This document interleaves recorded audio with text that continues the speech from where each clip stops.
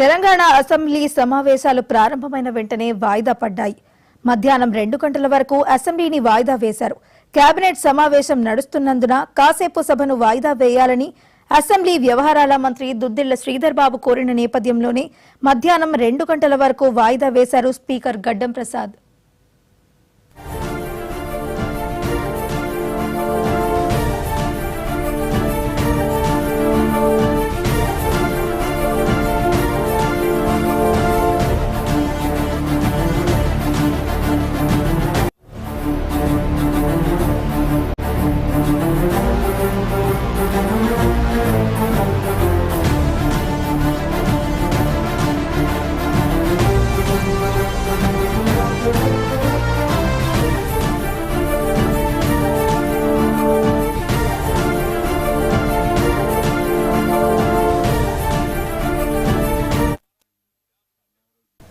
Telangana assembly సమావేశాలు ప్రారంభమైన వెంటనే వాయిదా వేశారు. మధ్యాహ్నం 2 గంటల వరకు అసెంబ్లీ సమావేశాలను వాయిదా వేశారు. కేబినెట్ సమావేశం నడుస్తున్నందున కాసేపు సభను వాయిదా వేయాలని అసెంబ్లీ వ్యవహారాల మంత్రి దుద్దిళ్ల శ్రీధర్ బాబు కోరారు. ఈ నేపథ్యంలోనే మధ్యాహ్నం 2 గంటల వరకు స్పీకర్ గడ్డం ప్రసాద్ అసెంబ్లీ సమావేశాలను వాయిదా వేశారు.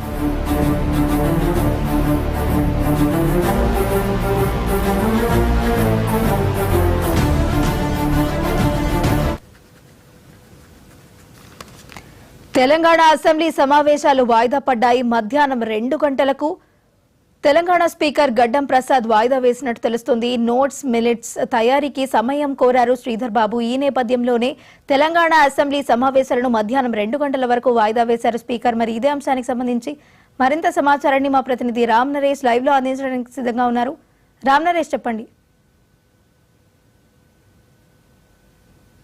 వైష్ణవి, అసెంబ్లీ సమావేశాలు అయితే వాయిదా పడ్డాయి. మధ్యాహ్నం 2 గంటల వరకు వాయిదా వేసినట్లు స్పీకర్ ప్రకటించారు. ప్రధానంగా ఏంటంటే ఇక్కడ క్యాబినెట్ మీటింగ్ సంబంధించేసి మినిట్స్ తయారు కాలేదు, దానివల్ల సమయం పడుతుంది కాబట్టి మధ్యాహ్నం 2 గంటలకి సభను వాయిదా వేయాలని చెప్పేసి శ్రీధర్ బాబు కోరడం జరిగింది. అయితే స్పీకర్ దీనిపై సభను 2 గంటలకు వాయిదా వేస్తున్నామని చెప్పేసి చెప్పడం జరిగింది. మొత్తంగా చూసుకుంటే ఈరోజు సమావేశాలు చాలా కీలకంగా మారాయి. ఎందుకంటే కులగణనకు సంబంధించి సర్వే, అదేవిధంగా ఎస్సీ వర్గీకరణ సంబంధించిన బిల్లు, ఈ వీటికి సంబంధించేసి అసెంబ్లీ సమావేశాలు, ప్రత్యేక సమావేశాలు నిర్వహిస్తున్నారు. వాడివేడిగా ఈ సమావేశాలు జరిగే అవకాశం ఉన్న నేపథ్యంలో ఈ 11 గంటలకి సమావేశం ప్రారంభం కావాల్సి ఉంది. అయినప్పటికీ కొంత అంటే క్యాబినెట్ మీటింగ్ జరుగుతున్న నేపథ్యంలో మినిట్స్ ఇంకా పూర్తి కాలేదు కాబట్టి దానికి సంబంధించి కొంత సమయం పట్టే అవకాశం ఉందని చెప్పేసి చెప్పడం జరిగింది.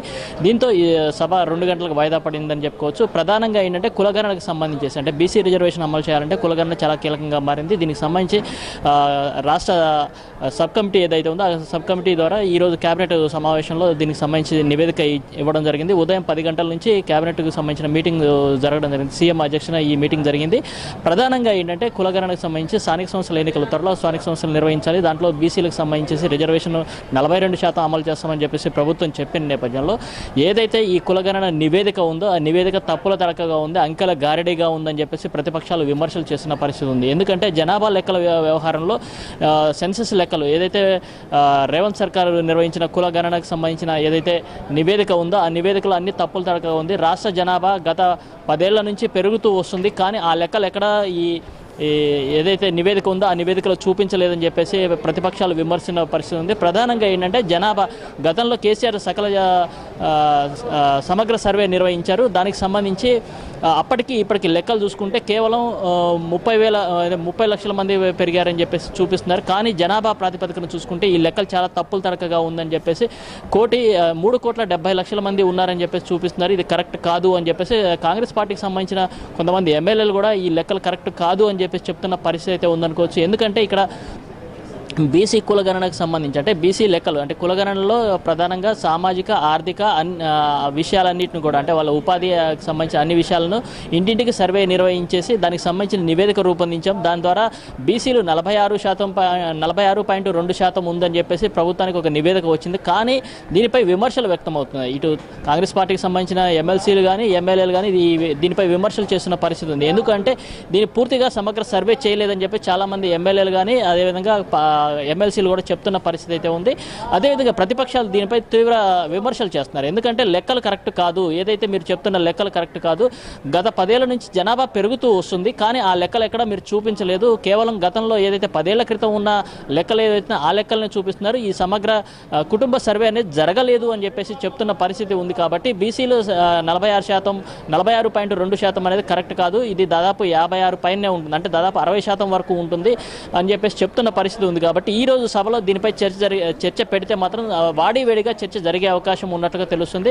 ప్రధానంగా బీఆర్ఎస్ పార్టీ అంటే అసెంబ్లీలో కానీ ఇటు మండలిలో కానీ బీఆర్ఎస్ పార్టీ కానీ అదేవిధంగా బీజేపీ పార్టీకి సంబంధించిన సభ్యులు ఎవరైతే ఉన్నారో దీనిపై ప్రభుత్వాన్ని నిలదీసేందుకైతే సిద్ధమయ్యారు. అయితే దీనికి సమాధానం చెప్పేందుకు ప్రభుత్వం కొంత కసరత్తు అయితే చేస్తుంది. ఆ కసరత్తులో భాగంగా ఈ సమావేశాలకు కొంత సమయం పట్టే అవకాశం ఉన్నట్టుగా శ్రీధర్ బాబు స్పీకర్కి చెప్పడంతో సభను 2 గంటలకు వాయిదా వేస్తున్నట్టు స్పీకర్ అయితే నిర్ణయం తీసుకున్నారు. మరోవైపు ఎస్సీ వర్గీకరణకు సంబంధించి చాలా కీలక అంశంగా మారింది. ఎందుకంటే ఎస్సీ రిజర్వేషన్ అమలు చేస్తామని చెప్పేసి ప్రభుత్వం చెప్పింది. అంటే దీనికి సంబంధించేసి మాల సామాజిక వర్గానికి సంబంధించిన వాళ్ళు అయితే దీన్ని వ్యతిరేకిస్తున్న పరిస్థితి ఉంది. కాబట్టి ఈ వర్గీకరణపై ప్రభుత్వం ఏ నిర్ణయం తీసుకుంటుంది అనేది చాలా కీలకంగా మారింది.